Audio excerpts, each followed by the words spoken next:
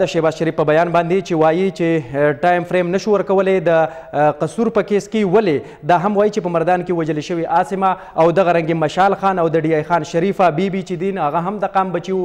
دغه کسان چې نن احتجاج کوي هغوی ته به کله موقع میلاویږي چې په دغې دواړو کیسونو باندې هم اوښکې وبوي. په دې باندې زموږ سره د خبرو لپاره وزیر اطلاعات شاه فرمان صاحب زموږ سره په لاین دی او ورسره په صوبایي اسمبلی کې د عوامي نیشنل پارټۍ پارلماني مشر سردار حسین بابک صاحب هم زموږ سره په لاین دی. وړومبی به خبرې کوو د شاه فرمان صاحب سره. شاه فرمان صاحب، وزیر اعلی پنجاب دغه بیان ورکو، ستاسو سره په موجوده وخت کې چې کوم اوس د مردان واقعه راغلې ده د هغې په حواله باندې که ستاسو سره لیټسټ اپډیټ شي شریک کړئ راسره. په 13 تاریخ باندې پولیس ته اطلاع وشوه چې ماشومه ورکه ده. جی جی. او په 14 تاریخ سهار 2 بجې ماشومه را پیدا شوه. جی جی. د مردان کې د ګجر کړۍ د 14 کسانو د مشرانو یو کمیټي جوړه ده چې هغه د پولیس کارکردګي او ایفرټس او د ګورنمنت ریسپانس ګوري. جی جی. هغه د مشرانو کمیټي او د ماشومې خاندان دواړه د پولیس د کارکردګۍ نه مطمئن دي. جی جی. خبره دا ده چې کرایمز کیږي، جرمونه کیږي، خو د ریاست او حکومت چې کومه ذمہداري ده جی جی هغه څنګه پوره کیږي.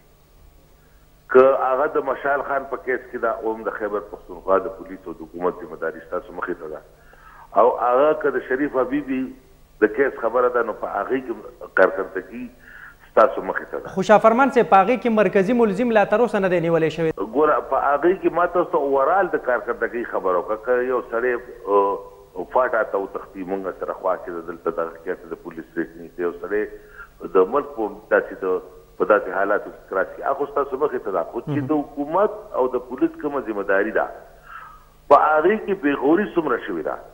دا چې کومه د قصور واقعه ده نو د قصور په واقعه کې حکومت هم قصوروار دی د پنجاب او پولیس هم قصوروار دی د پنجاب. زموږ سره جی بابک صاحب هم په لاین دی. بابک صاحب، شاه فرمان صاحب وایي چې په قصور کې د پولیسو هم قصور و. آیا په مردان کې د پولیسو یا د حکومت د عملدارۍ څه قصور تاسو ته نه ښکاري؟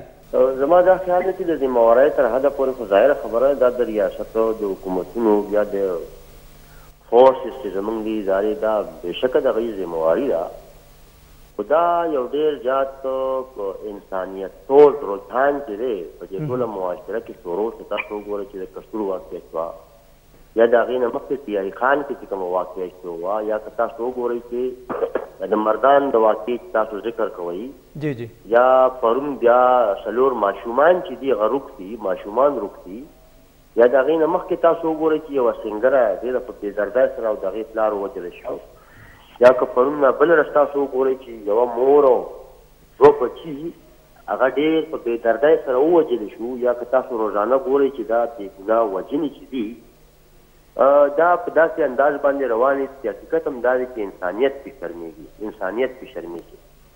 او زما دا خیال دی چې په ځای د دې چې په دې باندې حکومتونه په یو بل باندې ټکونه وکړي، لکه شهباز شریف صاحب چې نن کومه خبره کړې ده نو موږ چې ورته ګورو نو دا رد عمل دی، ځکه چې د قصور واقعه چې وه یو ځل خو ظاهره خبره ده هغه ماشومه، ځکه چې د انسان په خولې باندې هم هغه واقعه نه راځي، هغه واقعه وشوه، هغه واقعه بیا دومره پولیټیسایز شوه چې موږ دا ګڼل چې بیا هغه ماشومه چې دا هغه وژل کېږي او بیا د هغې بې حرمتي کېږي. ډېره مننه سردار حسین بابک صاحب او شاه فرمان صاحب، تاسو موږ له خپل قیمتي وخت په دې مهمه موضوع باندې راکړو. تاسو ډېره مننه.